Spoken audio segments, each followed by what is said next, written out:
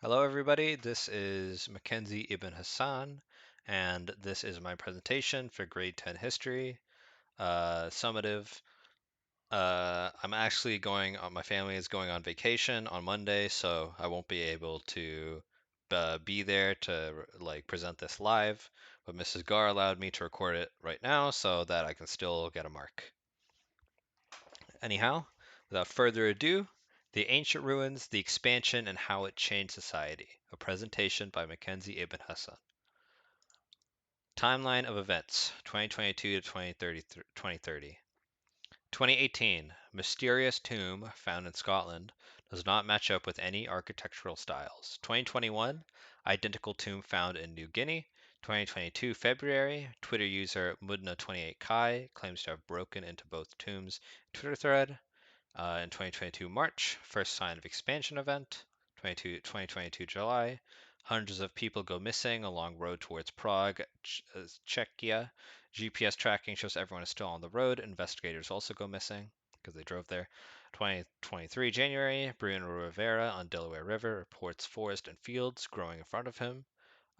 This is the first public account of the expansion event. And then approximately 5 days later, I believe, 2023, January 23rd. Official beginnings of expansion event.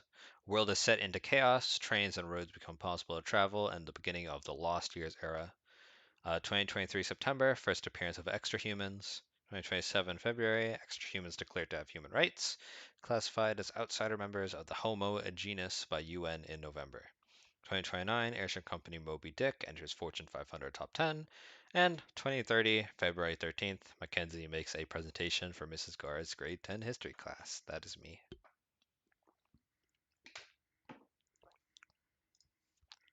What were the ancient ruins? Mysterious tombs found in Scotland and New Guinea. On August 17, 2018, a strange tomb-like chamber was found underneath a stone monolith in Scotland. The chamber did not match any of the styles of historical Scottish societies and was called by many news articles reporting on it as the Mysterious Tomb. That was just the popular name it was given. 3 years later, a physically identical tomb was located in New Guinea, which caused wild speculation as to what civilization built it, how, and why. It is currently believed that these tombs had some connection to the expansion, and some archaeologists believe they may have triggered the expansion in some way. Unfortunately, the locations of these tombs are now lost in the flux regions, but many explorers are still searching. This is a diagram I drew based on the description in the 2018 report from when the tomb in Scotland was first discovered.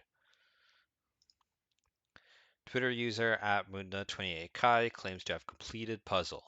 New Twitter accounts make series of posts describing how they broke into the tomb in New Guinea and brought a keystone from there to the ruins in Scotland. They also posted an Imgur album with pictures of them breaking into both sites. Police investigated for this person, but no suspects were found. Some people believe Mudna28Kai's actions triggered the expansion, as approximately 5 days after the Twitter thread, excuse me, goodness, the Germany starving hitchhikers' bodies were found. And this is the first of the tweets from February 6, 2022. I blocked out the swear words. First societal effects of expansion. The lost years. After the expansion officially began, there were a lot of chaos, and it is regarded as the biggest natural disaster of all time. uh, Due to the effects to transportation and loss and the effects on medicine and food, and especially how communities that were landlocked were separated. It's believed that over the course of the 3 year period, approximately 1 billion people died or went missing, mostly in rural areas or third world countries. The resulting chaos of the expansion, the confusion, and the many lost people resulted in the period between 2023 and 2026 being dubbed the Lost Years. First use of the term is accredited to American author M.J. Clark after making an internet post calling for the name that then went viral. Some professionals call it a misnomer, as during the Lost Years there was so much archiving of the events through social media. But NJ Clark commented saying, just because it is recorded doesn't mean it wasn't lost. Those 3 years of chaos and fear changed everything, and its effects will still be seen for generations. I agree because 1 billion people is a lot. I think like there a lot of families were heavily impacted by the expansion and the loss of loved ones. Despite arrival of the survival artist movement, despite there being tons of written recordings of the expansion when it first came around, all digital photos and videos are lost, obviously. Some people realized that drawings of what they saw were not corrupted, and other people thought that by using survival skills, they could explore flux regions and record what they found safely. The first known survival artist was Jock Simmons, who announced he would be entering the wilderness or outside his Florida home with a blog post detailing all his equipment, including things like solar panels, rechargeable batteries, and GPS. Simmons' blog is still ongoing, and he's received a Nobel Prize for his work in understanding the expansion, including the discovery between flux and fixed regions, and for being the first person to record meeting an extra human. Artifacts that Simmons brought back from his long expeditions eventually gave way to explorers who explored the flux regions for valuable or interesting items. However, the survival artist movement is still going strong with popular artists such as Simmons himself, Mariachi Garfield, and Tortov Rodel continuing the practice. Appearance of extra humans. On September 11, 2023, Simmons posted to his blog a sketch and a recording of an interview with a person whose name was George Mendez. George, who has not since been identified and is likely living somewhere in a flux region, is commonly known as the first extra human. This is a misnomer, however, because George is just the first extra human to have been recorded. In my opinion, it's also a little bit offensive because obviously there were lots of extra humans at the time when George was like first published and before then. George's discovery was met with a lot of controversy. Many people did not believe extrahumans were real until much after, when a group of Homo crocutta people arrived at the fixed region of Lagos, Nigeria in March 30th, 2024. That was when the first actual photographs of extrahumans were posted online. But even then, some people did not believe they were real. Simmons met George when he found a small house in some woods within South Floridian Flux region, and he met George living inside. Simmons was allowed to stay for a few days in return for Simmons helping with some yard work, and he also agreed to the interview that Simmons then posted. This is the original drawing of George Mendez. I took it from Simmons' blog, and it was published on September 11th, 2023. George Mendez has not been heard of since and is considered a proto-solitarian before the movement actually got its name due to his solitary lifestyle inside that house. Later development after the expansion. Humanitarian developments. The appearance of extra humans shook anthropology and humanitarian movements to the core.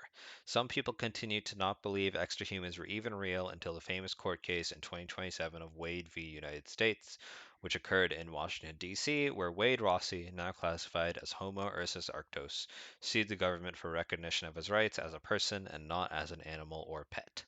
The case was settled, determining that all extrahumans were to be regarded as people with the same basic human rights as Homo sapiens, as they exhibited the same awareness and mental capabilities as Homo sapiens. This was ruled by the late Judge Emma William, who later in her memoir described this case as the strangest and by far the most important decision of my entire life. On November 20th, 2027, the UN officially declared all extrahumans as outside members of the Homo genus and granted them the full legal definition of humans and as persons across the globe. This is Judge Emma William, who passed away in 2029 to lung cancer.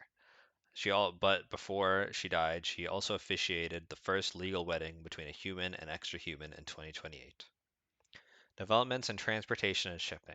Due to the nature of the expansion, ground transportation quickly became outdated and dangerous. This majorly fractured North American countries like the United States and Canada because most of their transportation was dependent on roads or trains.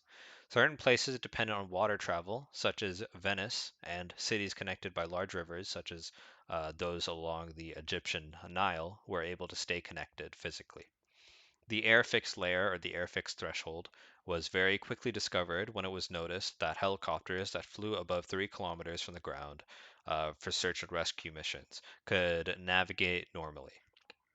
But when they landed into a flux region, the ground would expand or contract underneath them. Waterways deep enough that you could not see the bottom were also unaffected by the expansion, and transportation became almost entirely dependent on air and water. This also resulted in the resurgence of blimps and airships, which could transport passengers and cargo over short distances more efficiently than planes and helicopters.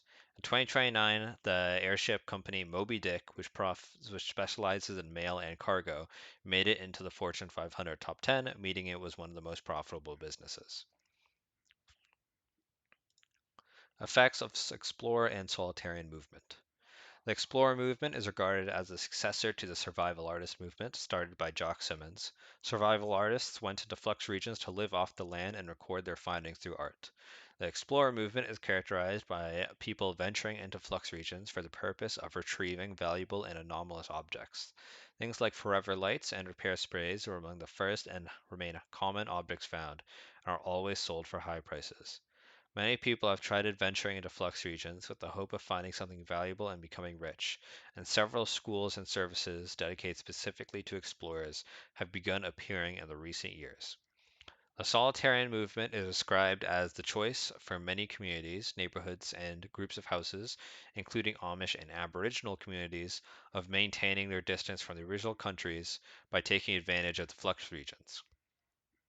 Several Aboriginal tribes in North America have expressed in interviews relief at the effects of the expansion, as it allows them control over their borders and natural resources better than the previous federal governments allowed, such as on the reserves from 2022 and before. Some communities have formally retracted from global society entirely by removing themselves from the grid. The Corntown Manifesto, released by the mayor of that town's Facebook page before pledging to never use the internet again, is said to be the first of these extreme solitarian communities. But nobody is sure just how many of these extreme solitarian communities there are, because not all of them make public statements like Corntown and others did. In conclusion, the expansion was a disastrous event that lost many people's lives, but due to modern technologies such as the internet and the ability for things like emails and social media, excuse me, goodness gracious, for people to communicate no matter where they are, civilization was able to stay together. The expansion also resulted in the appearance of extra humans on Earth, and it is very difficult for me to imagine a world without them. The expansion also greatly increased the world's natural resources but made them extremely difficult to process, forcing the adoption of more efficient tools and energy sources. It has also created the brand new industry of explorers who go into the flux region to find useful or valuable artifacts, as well as contacting societies of extra humans and lost humans. And it also included the discovery of many extra fauna.